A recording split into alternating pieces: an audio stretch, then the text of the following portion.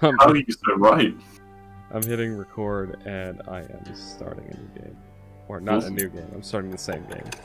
I would hope so. Alright, so we're 4 years old now. Wait, you're not showing a screen. Oh shit. Well, I guess I'm just playing by myself. Well, There we go. Can you see it now? I can indeed. Alright. Childhood. 4 We're years 4 old. years old now. We haven't even made it to adolescence yet. Yep, chapter 1. Oh, another crying baby. You eye the little bundle in your father's arms with curiosity, behind the many layers of swaddling clothes and your newborn baby brother. Oh, sorry, is your newborn baby brother. Mother is glowing and smiling with joy. Stefan and Gloria are also here, all excited. Oh, you promised yourself you're going to be the best big brother in the world. You'll never hit him. Oh no, the two of you will play together, tease Stefan together, and help Mother together, and go on so many adventures together. It feels so strange to be an older brother. Just the other day, you were the youngest in the family, but everything is different now. Oh man. I put a sinister edge on it. I mean, Stefan, look at him. He's already dressed like a noble. The fucking Is that douche. Stefan? Yeah, I think Yeah, this is must be. Stefan over here. Hmm. It's definitely not the mother, right? He's got my haircut. Your parents name your little brother Nathan, and mother... Oh my God. well, okay, that disproves Nathan your Drake. twins theory. And mother Oh. spends day and night by his side, and Nathan cries all the time, day and night. Mother barely gets any sleep. She is so worn out, she starts forgetting things. Like today, for instance. She forgot knitting in the armchair in the sitting room. You better bring it back to her as soon as I got the possible. choice. It's gonna be Run bringing to- back. Oh, this is you. Oh, okay, right. This is when it happens. They're gonna fucking die, the parents. You mark my words. You run to Mother's room. You miss her smile so much. You walk in without saying hello and give her the knitting. But instead of gratitude, you get an ice-cold, exhausted stare. Nathan is also there. He's screaming. Is there something wrong with the baby? That's for the baby. Go away, Equestiran! You're bothering me! Is that an English accent? I was She trying to one. spits these words out through her teeth. You look at the bawling newborn. She can't even get a minute of respite. Enough already! When are you going to stop? I just want some peace and quiet. Honestly, Shoot the maybe baby. she's gonna kill the baby. Hug Mother slash. Oh my god, we can't do either of those? Why can't we hug Mother? Okay, so willpower, we need to do that. We need... How Uh, are we not good graces? Oh, because we went against we would have needed a grateful relate. We probably, if we had, you know, when we were getting beaten, if we had just kind of accepted things, we probably would have, like, beefed up our relationship with her. Yeah, I think we gotta redirect.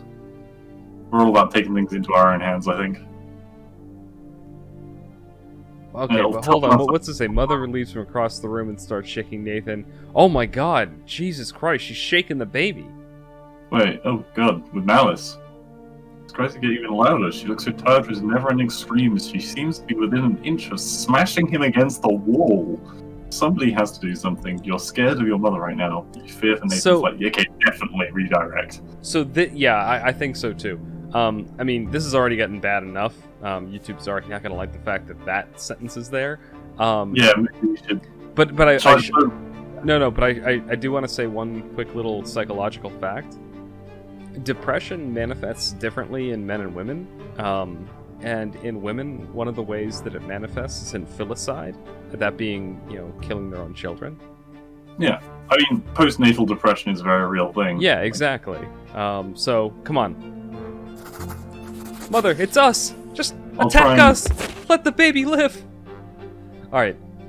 Mother keeps shaking Nathan violently and you cannot stay away any longer. He is no longer bawling, he's shrieking! I'll try and PGify as I go ahead. Just leave me alone. But then out comes your voice, so loud it drowns out their cries. No! It's not Nathan's fault, Mother! You're just tired! Please don't do anything to my little brother! If you have to punish someone, punish me instead! He's too young! He won't understand! Your mother freezes and looks at you, her eyes two narrow slits. Stare is cold and full of pure wrath. So pure you cannot help but recoil in fear. Are you trying to teach me how to take care of a child? Are you giving me lessons on calming a newborn baby? You're insolent, insipid, nagging, and a know-it-all. It's time you learned your place.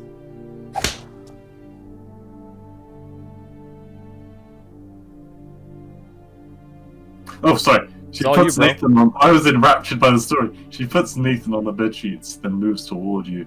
You step back, but a closed door blocks your way. She slaps you across the face. Your ears ring from the heavy blow, and your cheek burn from the wrath. You wince and close your eyes, expecting a second slap, but nothing comes. Nothing but Mother's heavy breath and Nathan's shrill cries. There's a knock at the door. You step aside. Father walks in. He looks at you, clutching a reddened cheek, at the bawling baby, at Mother. Her eyes red with rage and tears, her breath heavy and ragged.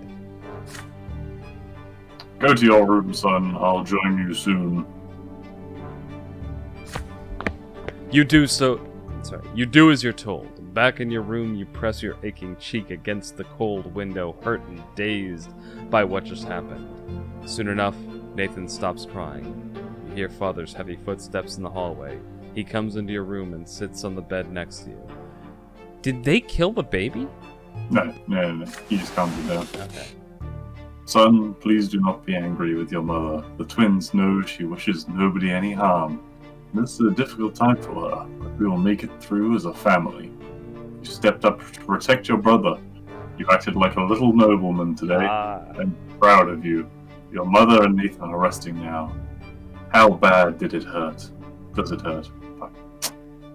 I was gonna say, this could have gone one of two ways. Either that, which was really good, or it could have been he comes in, he's like, what did you do to piss them off? Like, get a further Yeah, exactly. I was really wondering, like, how that was going to turn out, because he could have been like, oh, why are you pissing off your mother?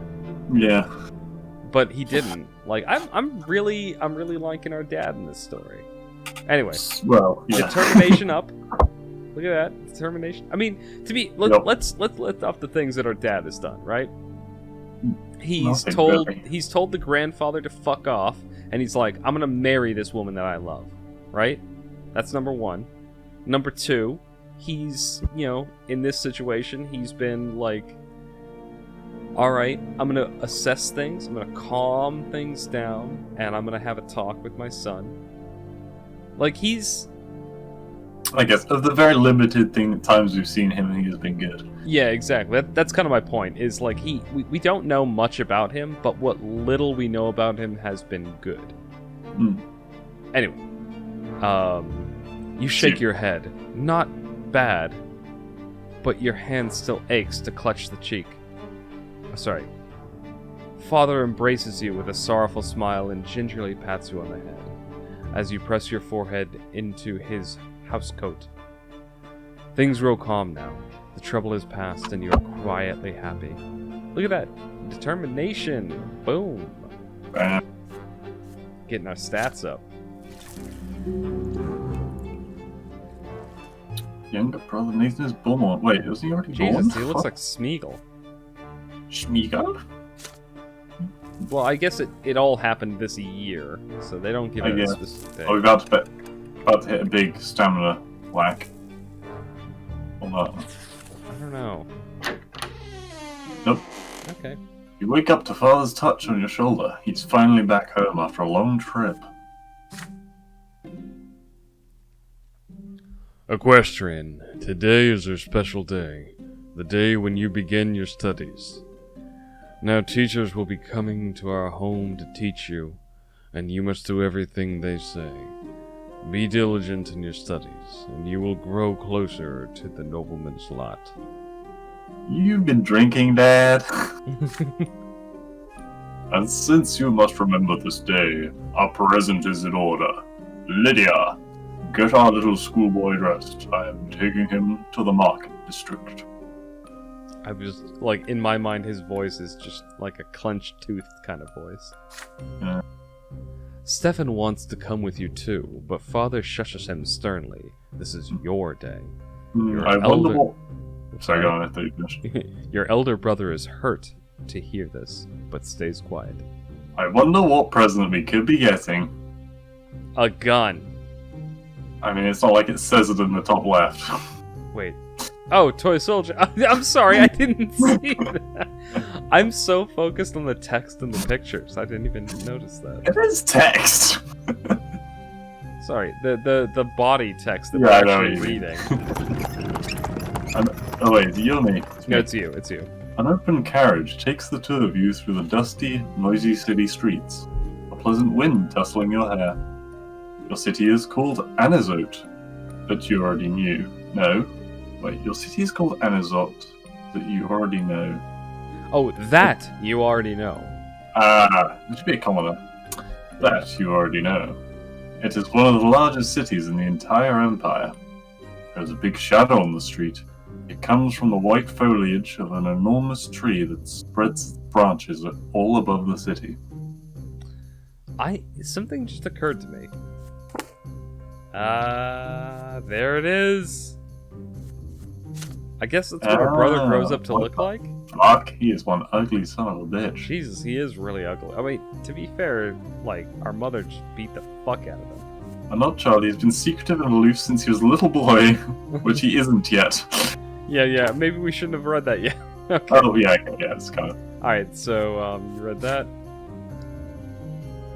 My son, did you know that the silver tree grew from the blood of our God-owned disciples? It has been growing here for hundreds of years, right in our city. It cannot be damaged or burned. Not every clergy, not even the clergy, know why. You sound a lot like Sean Connery doing that voice. That's kind Maybe of that's what we can that's how I picture him, is Sean Connery. That's what I was going for. Thank you. Yeah. So we got Sean Connery, Sonic the Hedgehog. Oh God, how did Sean Connery give birth to Sonic the Hedgehog? The carriage comes to a halt by a small shop next to a city square. You run there and freeze by the stalls in excitement. The shop is packed with dolls and figurines and toys. You've never seen so many at once before. Oh man. Have you chosen your... Oh, sorry, that's father. What the fuck are you doing? I thought it was the shopkeeper. Have you chosen your present yet? Father asks. You have.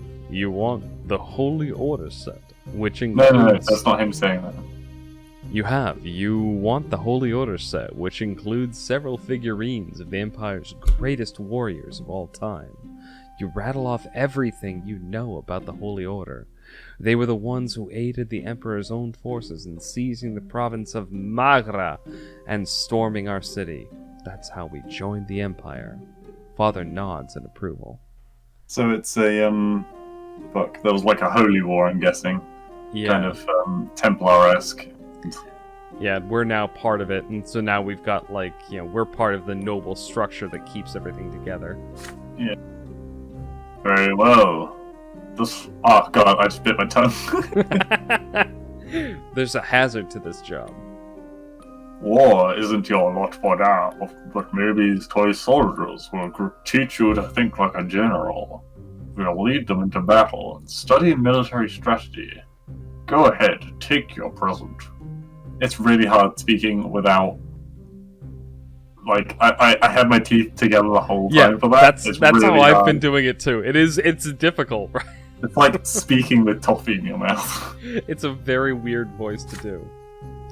Having said this, Father turns away to examine the books. You run to the box of toy soldiers, delirious with excitement. But there is a fancy-dressed boy in your way. He is about to take your warriors for himself. He elbows you aside and reaches for the box. Anger overcomes you, and you push him from behind. Your opponent falls to the floor. Your opponent! Did we just fuck up another noble kid? Shit. Oh. Oh, fuck. I can hear them. Alright, you. The rich boy screams so loudly, everyone in the shop hears it. He hit me! He hit me! A tall tower of a man leans over you. This is the boy's father. But then you feel your own father's hands on your shoulders. What happened? You go for it. You had nothing. You press against father. Your mind more at ease now. He will protect you. Yes, you shoved the boy to the floor in front of everyone, but he tried to take your present for himself. Father turns you around to face him when he hears those words. These words. We're about to get smacked. Oh yeah, we're about to. Is this true, Equestrian? Did you strike the son of a nobleman? We're missing willpower. We gotta tell him the truth. I mean, how's it? Yeah, we're not gonna deny our guilt. I'm sorry. Equestrian Johnson isn't no bitch. Yeah, how is telling him the truth and admit your guilt different? I think admit your guilt means that you... Oh, you say you were in the wrong. Yeah, exactly. Okay. I was in the wrong because he's a nobleman and I'm not. Yeah, whereas we're just saying, he was a bitch. Yeah, exactly. We're just telling the truth. This pudgy ass, fucking weak ass, dough bread motherfucker was gonna take our toys, and we are getting beat the fuck up. I'm just saying. We probably are going to, but I mean, maybe we'll get more willpower out of it. Never like every scene, we're ending it with us getting beaten up. Yeah, oh god, really? But that's how Equestrian Johnson becomes the hero of the people. He gets whipped to death. He gets beaten down so much that it thickens his skin. Alright, we told the truth. Oh shit. So, is it you or me? Okay. It isn't fair to blame you without... Wait. Who's speaking? I think it's the dad. No, it's the narrator. It's the narrator. narrator. It isn't fair to blame you without letting you speak too. You didn't want to shove that stupid boy. He was the one who shoved you first. But the angry nobleman, the boy's father, will not let you finish. Nobody cares a whit for your so-called truth, little lowborn. The law is the law, and your punishment is due. Your father nods in agreement to these words, no matter how sad they may make him. Yeah, we're getting whipped. Executed? No, it's fine. Equestrian Johnson needs a tragic past. Okay, God blood. They lead you and the nobleman's son out to the shop. You are told to bow to him and show humility. A bad feeling sends a shiver down your spine. With a satisfied grin on his face, the boy swings his arm and slaps you on the cheek. He strikes you again and again. Getting real Amos vibes. Enough. He got what he deserved. We're leaving. Get out of the way. What's the phrase Amos uses? The churn? Yeah, I know what you mean. He does say it at some point, but I can't remember what the context was. Yeah. Your head is swimming from the... Sorry, I almost read that as heresy. Your head is swimming from the heavy blows. You return to your senses back in your bed, with servants treating your face. Father stays by your side all day. We get, whipped by a fucking muscly adult. Dude, check it. We take it like a man, but we get knocked out by this little punk kid who's a nobleman's son. Well, I think this is, it's one of those things where social order really does have a bit of an effect, because without the without the social barricade there, Equestrian Brante would have just stood up and kneed the guy in the nuts. Oh yeah, but I'm just saying that the fact that we passed out from the little kid's blows is what I'm surprised by. If you get hit in the face enough times, it doesn't matter if it's a slap or a punch, you will get really dizzy and disoriented. Yeah. The morning after, you find a little box on your bed with the tin soldiers of the Holy Orders inside. You paid dearly for your summons, so we actually did get it. Hell yeah. Oh yeah, we got our toys. Yeah, fuck off. That little kid, I'll take a slap. We got our toy soldiers. We took it on the cheek. We got some determination. We're resolute now. But I was gonna say, I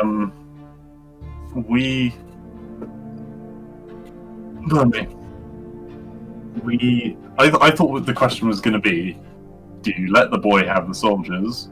Do you say, hang on, this is mine? Or do you punch him? But no, the story's just you punch him.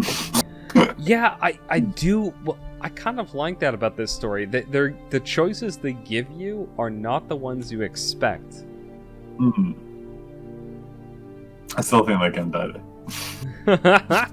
I mean, we're still not out of the prologue. We're still not more than a child yet. This event is a consequence of your previous actions. Wait, what? Hang on, look. Father's sword? Did he give us his sword? I don't know, I don't know. Well, hold on. I guess there's an event happening right now because our determination is... Oh, because our determination is greater than or equal to 4, something happens. Okay. Yeah. When Father is not working long hours, you often see him spending long stretches of time in the backyard practicing his fencing. You are allowed to watch, but that is it. You are forbidden from touching the sword, let alone actually learning how to fight with it. It is a new day today. Father has been busy in his study since early morning. Mother took Gloria and Nathan to the shops. Studies are done for today. The house is empty. You spot Father's sword hanging by the yard door. He must have left it there by accident after a training session. Oh shit. Oh, hang on. This was a reward. So, no, I'm metagaming. Fucking, come on. You deliberate at first, then grab the sword with resolve and run outside. At last, you have a chance to see it up close. It is a small sword, used for dueling, heavy and devoid of any ornamentation. You recall that it was made specifically for him. The weapon is difficult to handle. Its heft makes the palm of your hand shake. As you get used to it, you try your best to imitate Father's feints.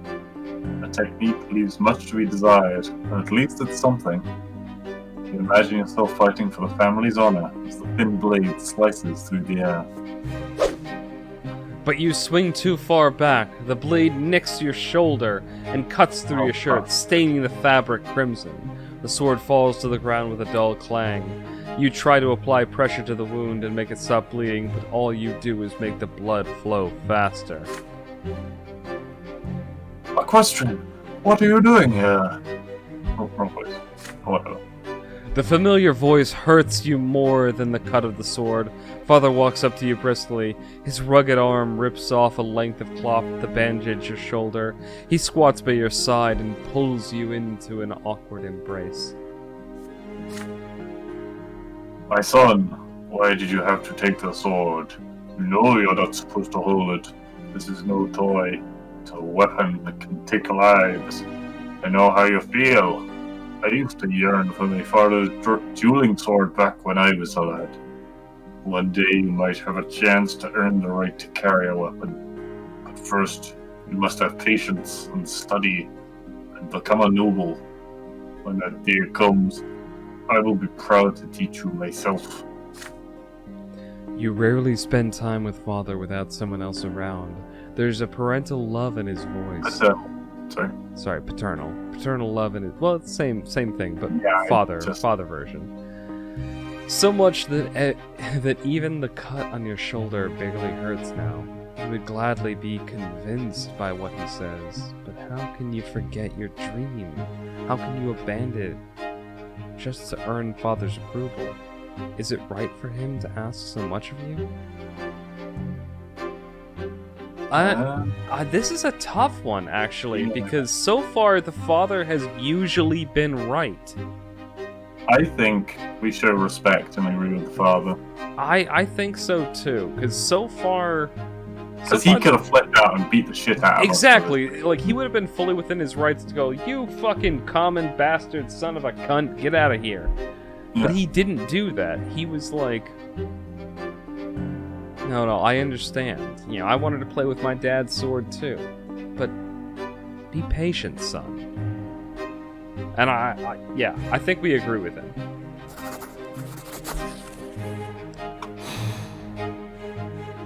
It's you, by the way. You take a deep breath and slowly and solemnly swear that you'll never touch a sword again until you earn a nobleman's title. This promise is a difficult one for you to make. No more secret fights with an imaginary blade. No more battles with sticks. If you give your word, you must keep it. Father smiles at you warmly. You can take the next one. It's one thing to make a promise and another thing to keep it, but I know you can do it, my son. You are on your way to becoming a man of your word. Let's go back inside now.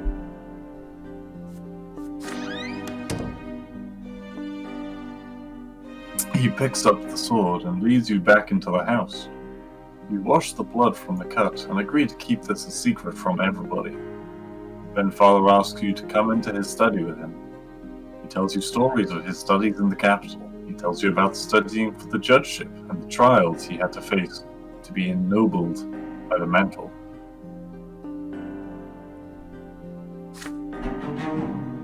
Father brings several toy soldiers from the house. He uses them to reenact the famous battle of the Green River. The floor of the study becomes a battlefield, and the books from his table turn into riverside hills. You try your best to remember his every word. Oh, look at that! Our father likes us more! Sympathy? Well, he already had sympathy with us before. I think we're close, because what's the, I think sympathy's not very... Well, it already said sympathy. We were at 2 before. We just got a +1. Okay. So I think maybe if we get one more, then he's gonna maybe it'll tick over to like love or something like that. I hope not. Oh well, yeah. No, Okay. parental love, you fucking jackass. Also, our willpower just got reset to 0. Oh. So that means that no, it means we got more shit. We were at -5 before. Oh. Remember, willpower is our stamina. Yeah, Oh shit, what? we jumped up to 6 years old.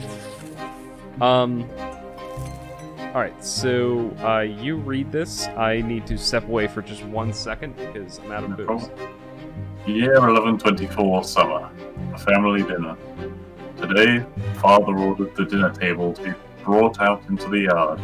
For the first time in months, he's home, outside of the confines of his always locked study. He spent the entire day playing with Nathan and you, discussing various matters with Stefan, now an adolescent, and walking in the garden. And now, a dinner under the open sky. Perfect timing, I'm back. Bang. Your entire family gathers together with Father. At the head of the table, smiling, he asks each of you about your studies. Nathan climbs up on his knee and recites a counting rhyme in a funny sing-song voice. Stefan mentions his fencing teacher praising his accomplishments.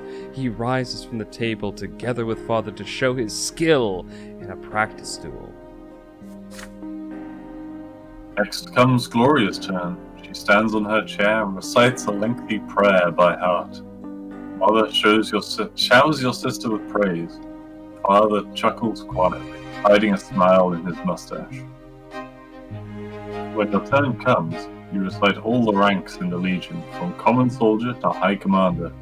Stefan listens to you with a skeptical look on his face. Ah, you fucking bro. Night slowly falls, but the servants ensure that the yard is well illuminated. You don't feel cold in the dusk tonight. It feels good. Yet so important. All of you are finally together, sitting at the same table. No fighting, just smiles. No arguing, just pleasant talk. Alright, then update. Yeah? I think the kid that we pushed over, his father is going to assassinate the parents. That's my update. Okay. Then a servant approaches Father with a letter in his hand. He reads it in the dim light, and each line gradually washes the smile off Father's face, until only a stone-cold mask remains. Mother looks at Father with an unspoken question in her eyes. Red wedding time, bitch. Gregor Brante is coming back to Anizot. He's the head of our family. My father. Oh, Granddad's coming back. Grandpappy. They'll probably like the fact that we're trying to be a soldier. Yeah, I mean, He might actually also like the fact that we've tried to like obey our father, because he's very controlling. Yeah, he definitely prefers that side. Anyway, mind you, I'd say our mother's more controlling than, like, more strict. But I think on following the law. This is a very interesting game in that it actually does do a very good job describing like sort of parental and gender dynamic that existed back in the medieval times without judging it. It's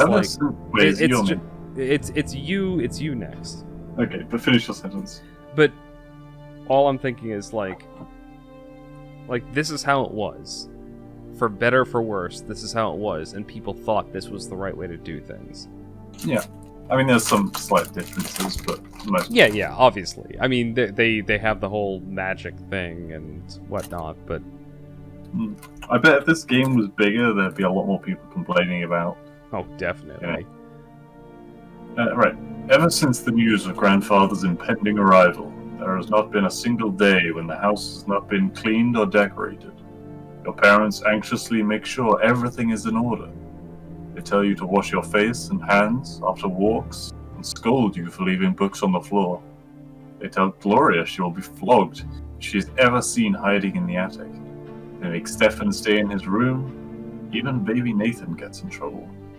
Everyone is on edge. Oh shit. Then one day, Grandfather arrives. It is a grim day, so hot your neck is sticky with sweat. Father, Mother, Stefan, Gloria, you, and Nathan, the entire Brante family, stands on the porch in front of the house. The house servant lined up behind you. The carriage arrives, and out steps a tall, gaunt old man with a heavy walking stick and a heavier gaze. You cringe instinctively. Can you hear me eating through the mic? Yeah, a little bit. Okay. Sure. No worries. Good health to you, Father. Children, greet your grandfather as you have been taught.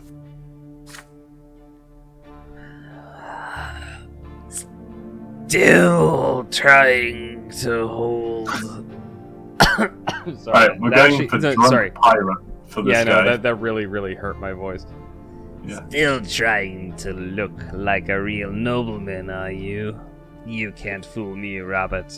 I was the first of the Brante family to be ennobled by the mantle, and I am the only one who remembers how to bear this burden properly.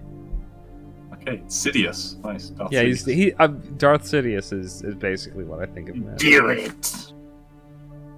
I live honorable by my lot. Man, he kind of sounds like Vader. Your marriage to that low-born wench cut us off from ever becoming nobles of the sword. My progeny could have been born bearing noble blood. Father, I beg you, this is not the place. Grandfather eyes him with scorn and walks into the house, the entire family following close behind him. Can I keep going with the Sidious voice? No, because my teeth hurt from doing the other guy's voice.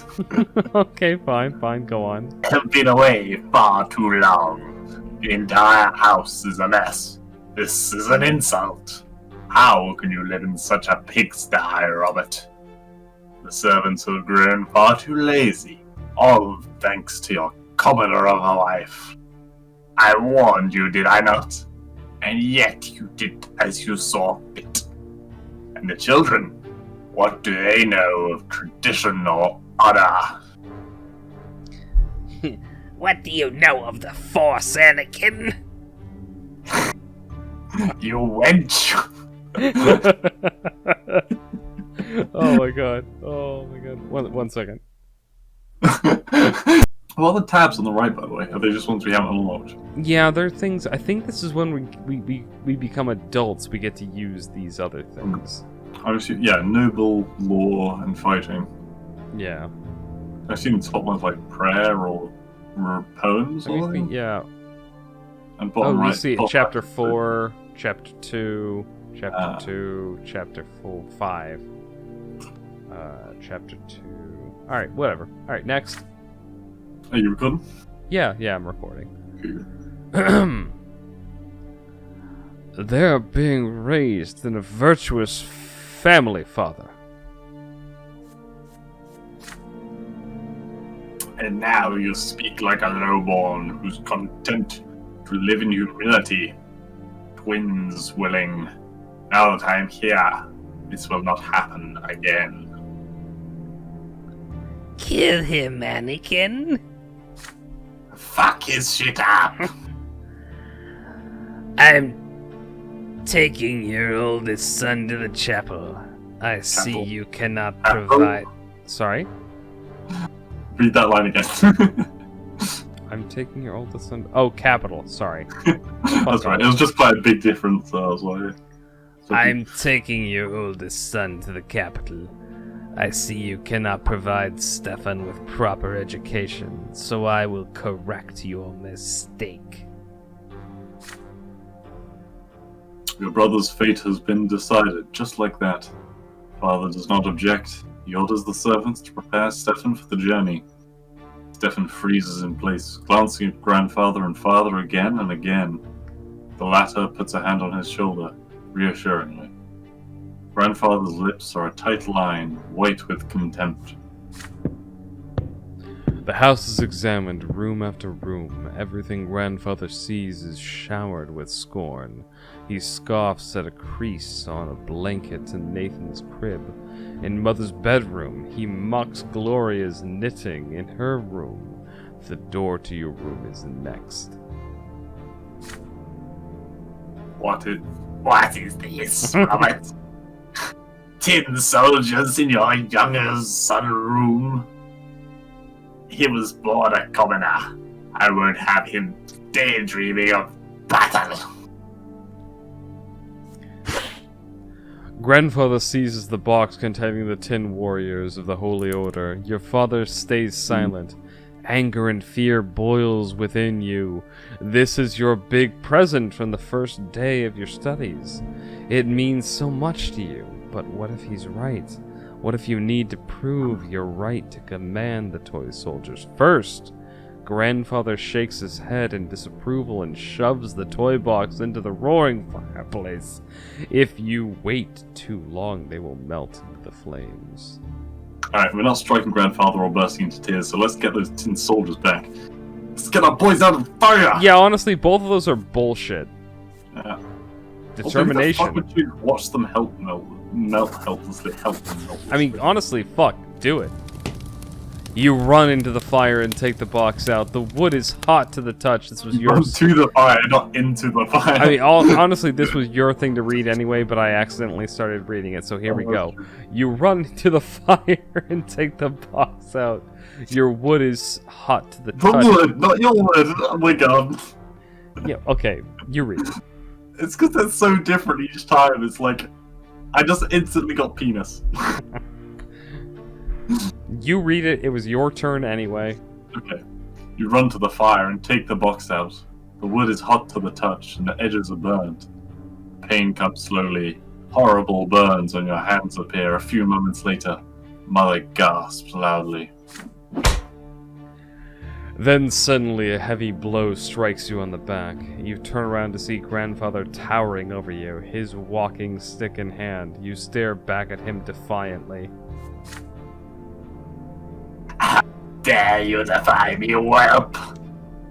You are nobody. Feel the power of the dark side. La la la la la. That's him doing his lightning, by the way. I figured. Furious, Grandfather wrenches the toy box out of your hands and leaves the room. Father follows him immediately, yet he sneaks a hidden smile for you before he is gone. Grandfather actually... Hold on.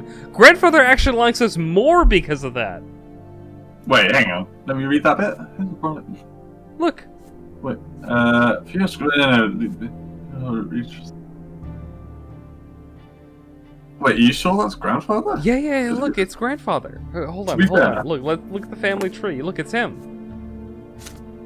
To be fair, He was -1 before. He actually likes us more now. yeah, he would do. We stuck our fucking hand in the fire. Well, exactly. I mean, basically grandfather like threw our toys in the fire because he was like, "Oh, Equestrian Johnson is such a pussy." And Yeah, then we're like, fuck you. We're gonna grab our toys right out of the fire and burn ourselves. Please don't do this at home, by the way. Yeah. Well, exactly. If you were a child in a noble family who is being abused, do not reach into a fire. Yeah, I guess. Just don't reach into fires in general, please. I mean, yeah, I've had pretty serious burns in my life. It's not a good thing. Continue. Yeah, I'm sorry. We had to, disclaimer. Don't want to take away from the disclaimer. Oh, determination up too. God, we are such badasses. Holy shit.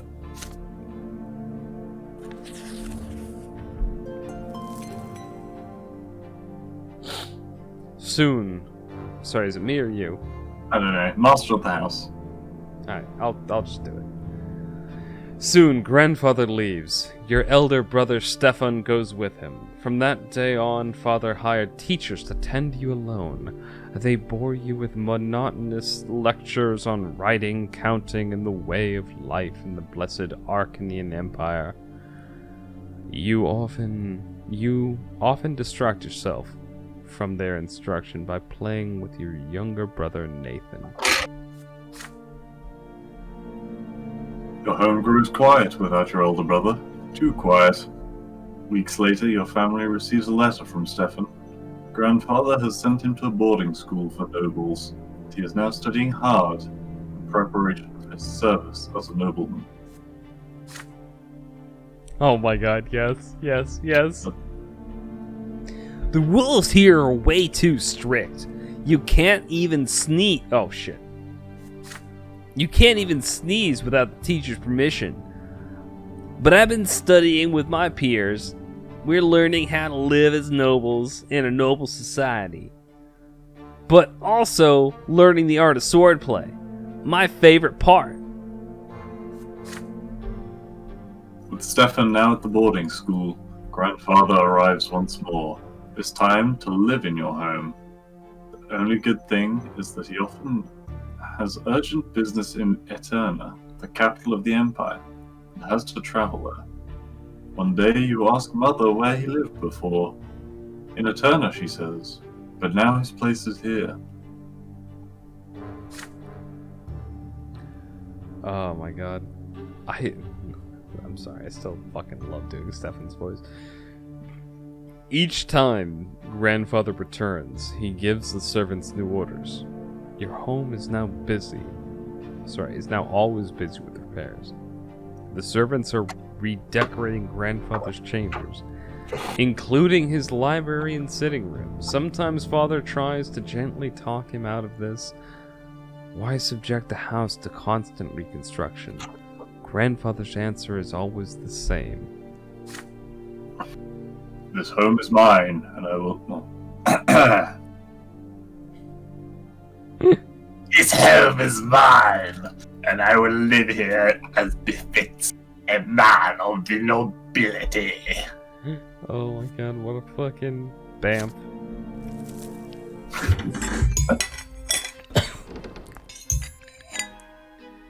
Oh shit. Doesn't sound healthy.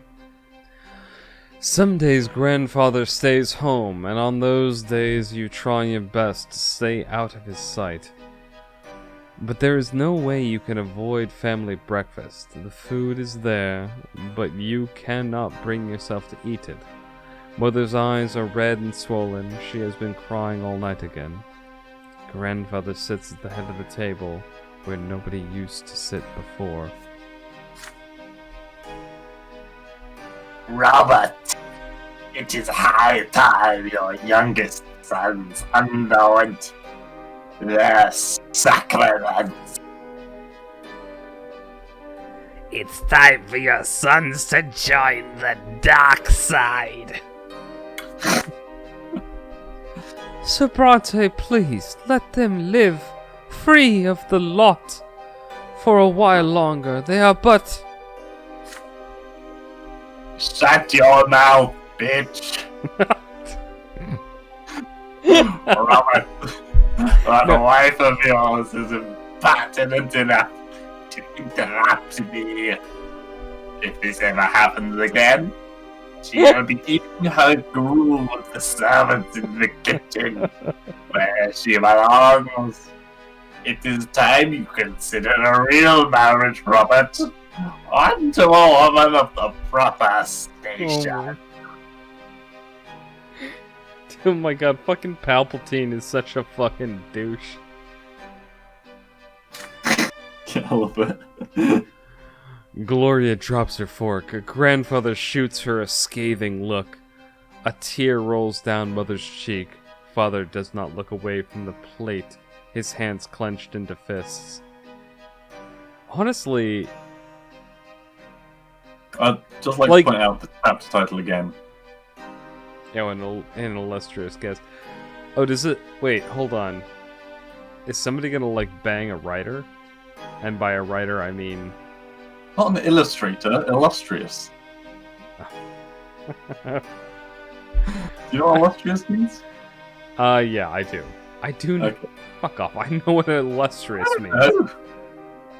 It's a fair mistake to get that mixed up with illustrator.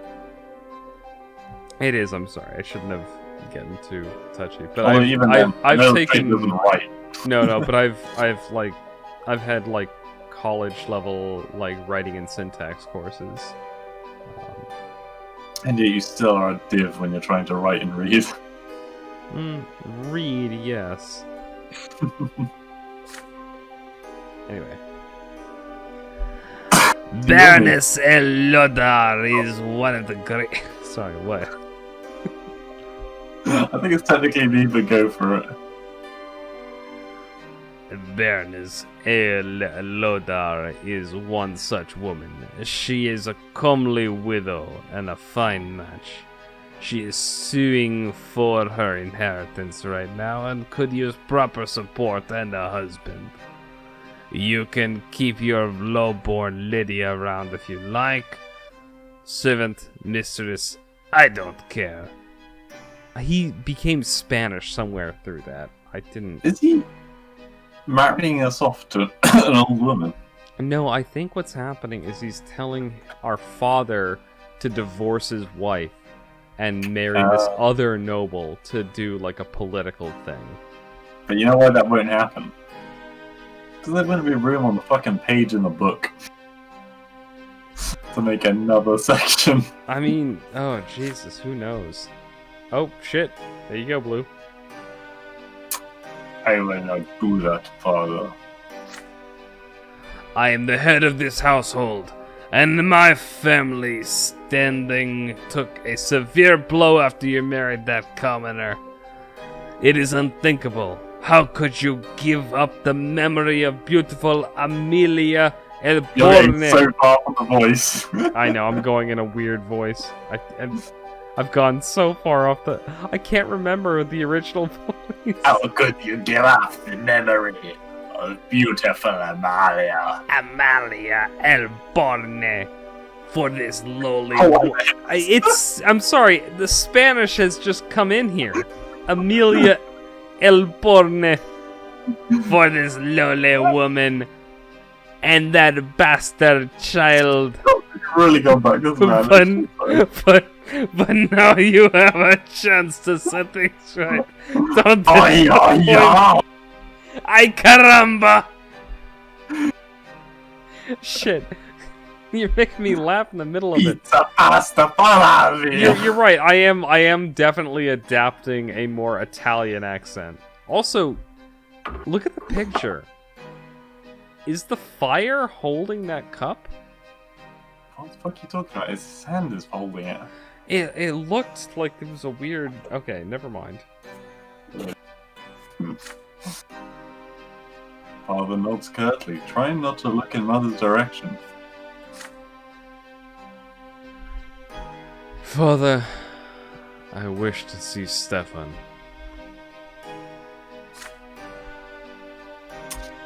if I find your conduct in the Baroness's presence satisfactory enough, then you may see him. She is coming for a visit tomorrow. Be prepared. Be prepared. Grandfather wipes his mouth with his napkin, throws it onto his plate, and leaves. Mother's lips silently. Sorry. Wait, what?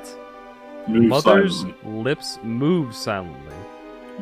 Nobody says a word. And then Father stands up and orders you and the other children back to your rooms. He needs to speak with Mother in private. So I'm gonna have to bang this other chick. I mean, Helen. this is kind of like, you know, standard noble politics. Like, he's still gonna be, like, banging Mother, but he might just have, like, a political marriage to this other lady. He's pretty weak-willed, all things considered. Yeah, I'm kind of shocked by that. Like, he seemed like a fairly, like, firm dude. But now he's like, yeah, I don't know. He's being kind of like beaten down by his father. Anyway, read this line. Go. Father comes to your room before bedtime. He sits on the edge of the bed and adjusts a crease on the woolen blanket. He distances himself from you after Stefan's departure, so you're not used to such attention from him. In the candlelight, you can see its face in the dark. There's a sour expression upon it. My son, Baroness Emma Lodar, will be visiting us tomorrow. Please be polite and treat her with respect. Nathan will do as you do. I want this dinner to be as immaculate as possible. Don't let me down. What the fuck? No. Yeah. On the next day, Mother starts dressing you and Nathan for the coming dinner. You see red all around her eyes. She's been crying for a long time. It hurts just to look at her. Nathan starts whining quietly. You and Nathan are dressed in new doublets.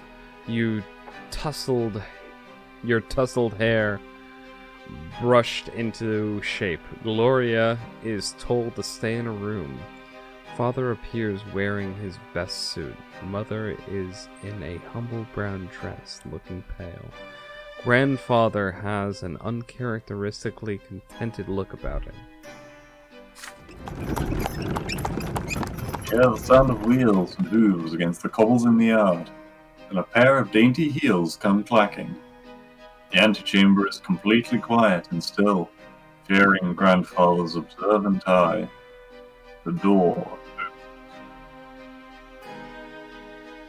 You see your guest, a beautiful dark hair. Oh, damn, she's hot. Sorry. She's in the picture of Rocinante. Yeah, fuck, damn. Can I marry her? Wait, but she's also like a bit of a bitch, as we learned earlier. Yeah, okay, maybe. Alright. You see your guest, a beautiful dark-haired woman in a dress of elegant deep blue. Father takes her hand. So Father takes the hand of Lady Elodar and kisses it, showering her in compliments. Grandfather's face is beaming in her presence. No one even bothers to introduce Mother. Baroness, allow me to introduce you, Robert's son, Equestrian and Nathan Brante. Frankly, it's his eldest Stefan who deserves the most attention, but currently he is studying in Eterna with other young noblemen like himself. It is my hope that his younger sons will also be proud one day. Grandfather eyes you with a probing look. How will you act in front of the Baroness? Will you accept her here next to your mother? Your father's rightful wife? Oh, I know which one you would do. I mean, honestly, so I personally, I don't think we should choose walk away with mother. no matter what, I don't think we should choose that one because, well, A, our mother whipped the shit out of us. Yeah, but I was kind of expecting, like, our father stood by and watched us get beat down on us for the same kind of reasons. So it's true, but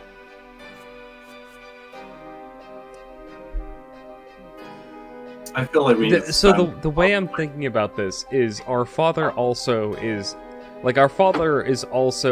like a completely fucked situation. And if he had the balls, he would not. Like, someone's gonna be the fucking man. Maybe, but the thing is, so think about this from like a political perspective. Our noble house is in a bad situation right now. Because if we go back to this, like we're tarnished, right? So like our father knows that for our very survival, we need to build up a relationship with these other houses. And even if our grandfather is a douche, so what I'm trying to your composure. I'm just curious on the stats about it. Well, just willpower. It's a willpower check. 0 of 0. Demand that mother be introduced. That's a fucking crazy high, Yeah. God. I mean, I don't know. I still feel like, as a man of the people, Equestrian is. I wouldn't greet the Baroness, but I'd take either of the other two. I think I'm personally inclined to maintain your composure, because walk away with mother is basically just being like, you know, you're just being bitter, right? But your father will be proud of you. Your mother will have faith in you, and you'll kind of just gain willpower. But I agree, composure is the next best thing.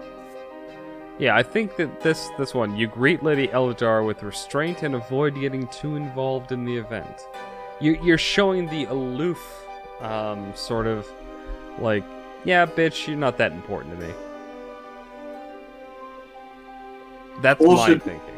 Because maintain your composure is like the nothing stat, right? Yeah. You don't gain. If we greet the Baroness politely, we will theoretically get renown for our household. So we are at least getting something from that, but we are kind of betraying our family. I don't really like that. That's the thing. And Equestrian Johnson, like, seriously, think about Equestrian Brante. Equestrian Brante is not the kind of person who would betray his family. No. Right, especially not his mother. Well, I mean, by that logic, we should go with Mother Boy. No, because this one, you betray your father because you go with your mother. I think your father would be proud, personally, but... No, I do not think that. I think the opposite. I think doing this one would essentially, like, essentially fuck the father because the grandfather would, like, take it out on him. Because the last time we betrayed our grandfather, our father was proud of us. We are thinking a lot about this question. Just go and maintain your composure. Yeah. But, okay, so... I would like to point out that it's a sign of a good game that we are thinking this hard about it. Oh yeah. We're like, oh shit, like all of these different things that could happen if we take these choices. Alright, going with this one. You mutter a proper greeting to Lady Eldar and bow your head. Out of the corner of your eye you see Mother walking upstairs to her room. You, on the other hand, follow father and grandfather obediently into the sitting room.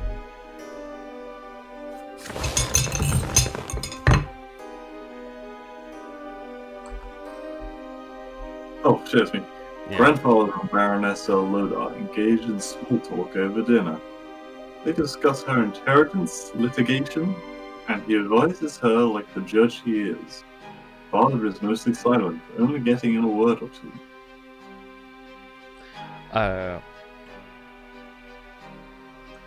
I need to... Do you mind if I step away for a sec? I really need to pee. Read this page. I have no idea. Grandfather and Baroness Lodar engage in small talk over dinner. We discuss her inheritance litigation we did, and he advises her like the judge he is. Father is mostly silent, only getting in a word or two. Sorry, I didn't even Oh, look shit. that. Nah, fuck man. The You morning after, Father leaves for Eterna with Grandfather to visit Stefan. He returns from the capital in a quiet rage. You overhear your parents talking. Apparently, Grandfather has already poisoned Stefan's mind against him, and he greeted Father with cold hostility. The name of Baroness Elodar is never mentioned in the house again.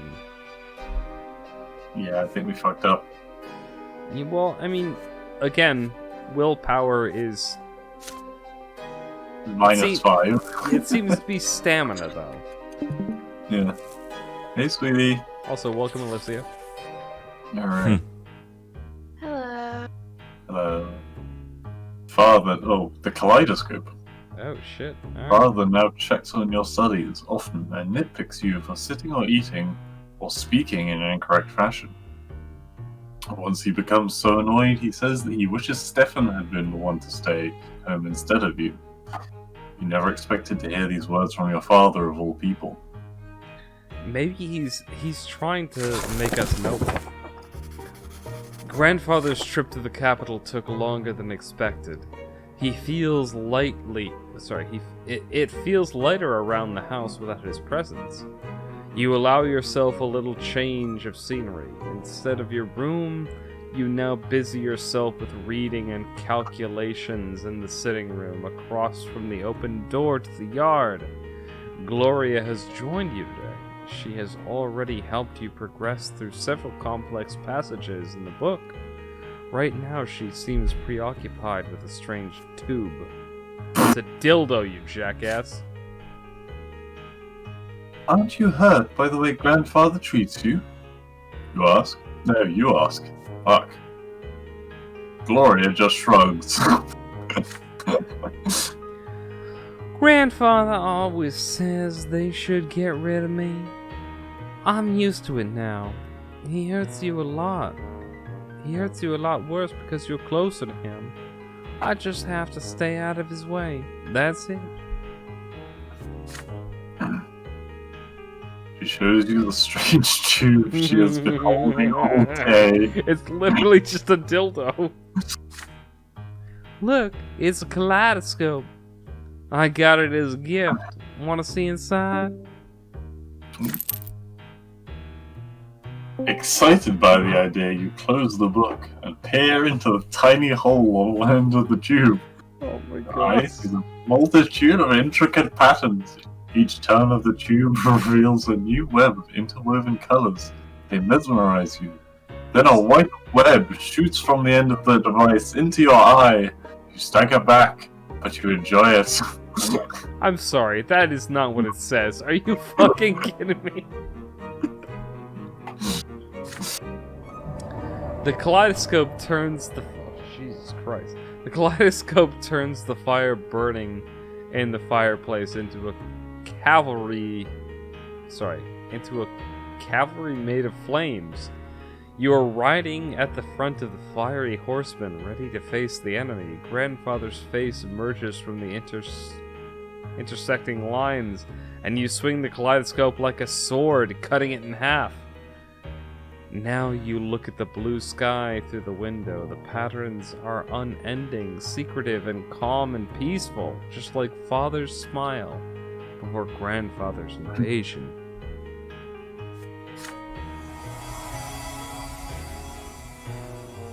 The deep blue gives way to a scattering of gold radiating gentle warmth, like mother's arms. This fleeting beauty too soon gives way to a hypnotic new pattern. Again and again you see your family as these interconnecting figures as they come together and break apart. And in the middle of this golden glow, you see Gloria's green eyes gazing at you observantly. Your sister left you long ago. The books are abandoned. The time slips away unchecked. But you are busy peering into the kaleidoscope. Order emerges from the chaos before your eyes, again and again, but you cannot preserve it, no matter how hard you try.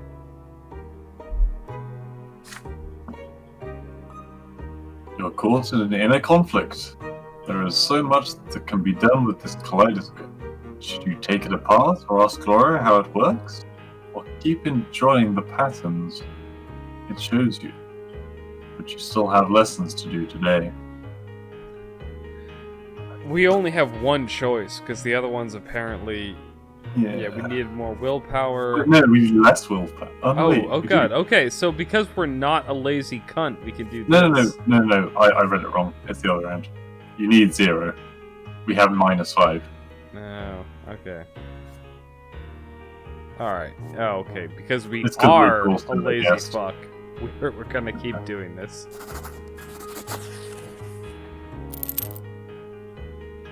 I don't know if there's many things less useful in the world than just watching a kaleidoscope. I mean, welcome meditation? Alright, you continue peering through the ever-changing patterns the kaleidoscope offers you. They become truly interesting. When you pointed at the shining pillar gleaming in the sky, Your mind's eye, one battle follows another, filling your ears with clanging steel and the neighing of horses. You're leading the Imperial Army now. Everyone is so proud of you. Grandfather says you're better than Stefan. And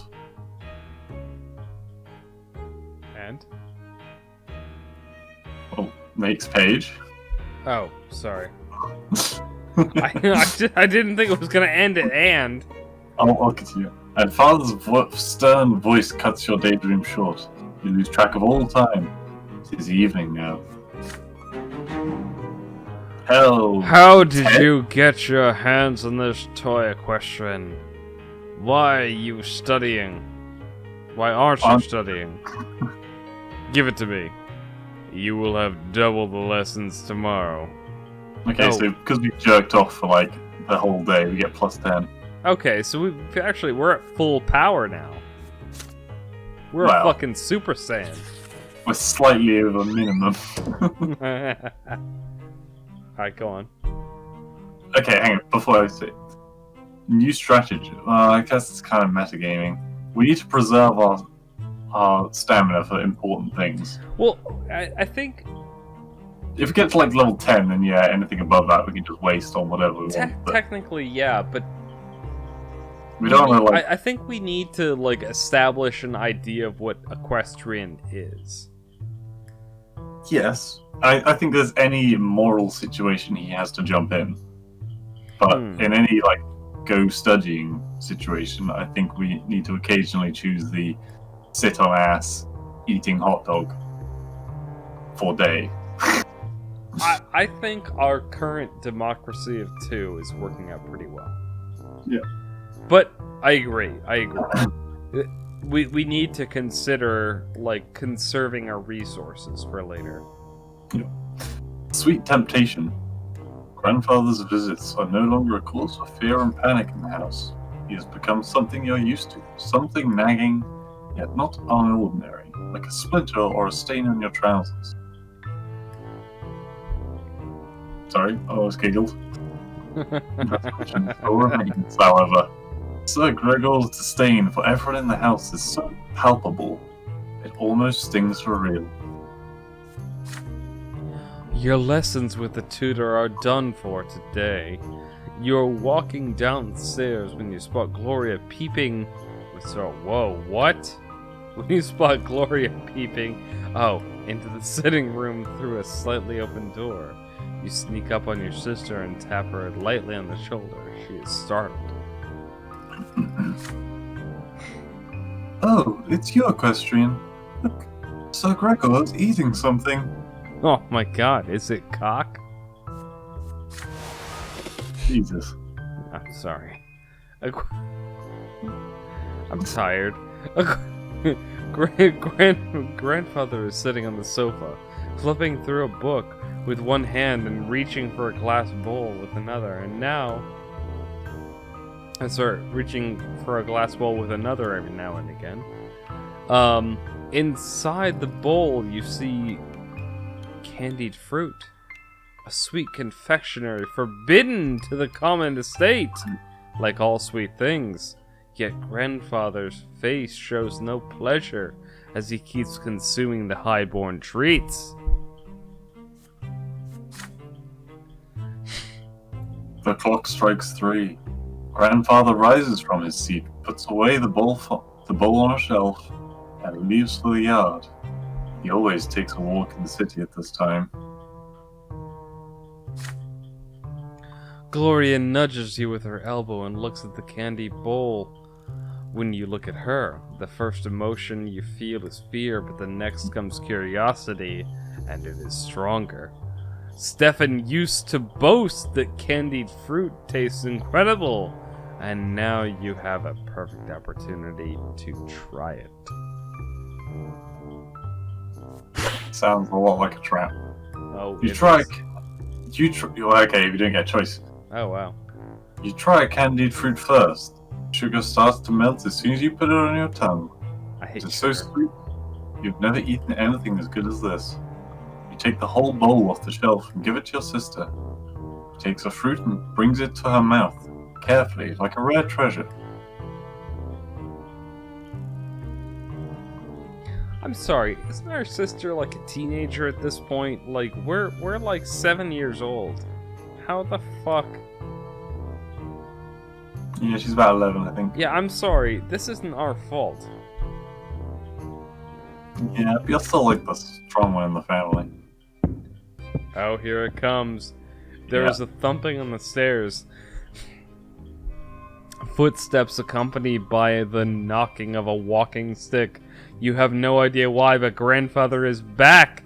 You quickly hide behind the sofa and pull Gloria after you.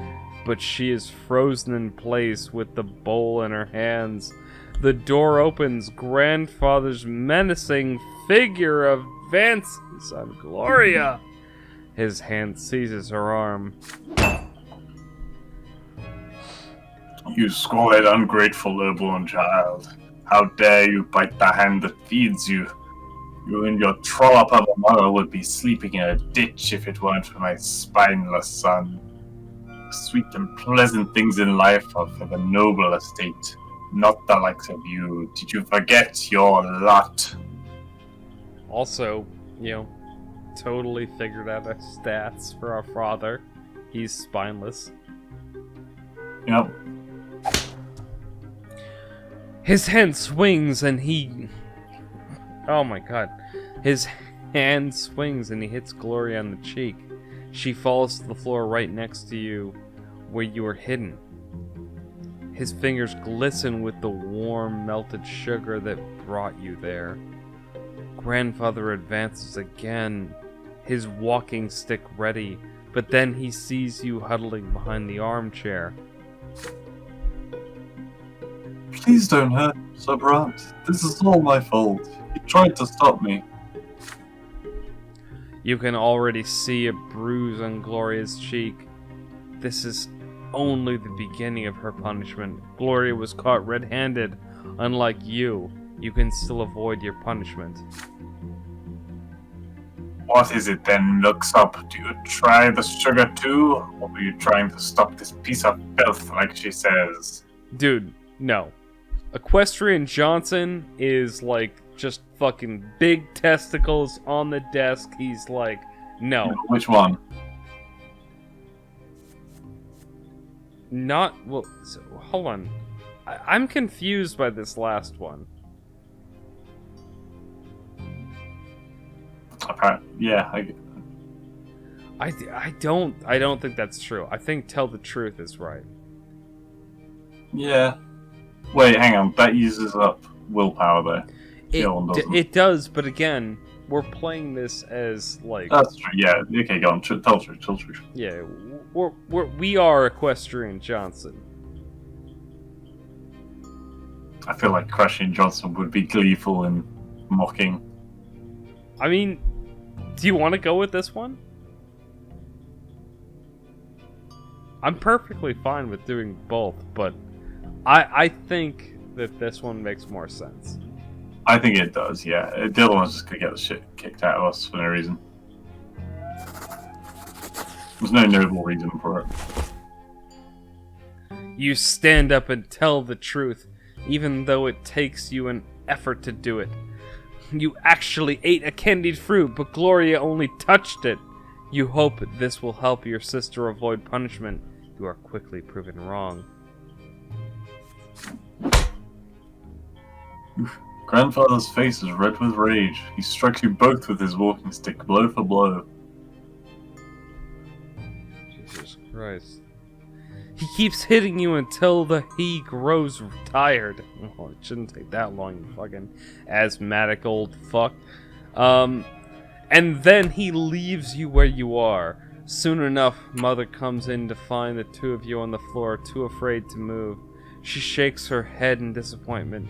You are badly hurt and covered in bruises, yet she still forces you to kneel and recite the precepts on lots and how important it is to follow them.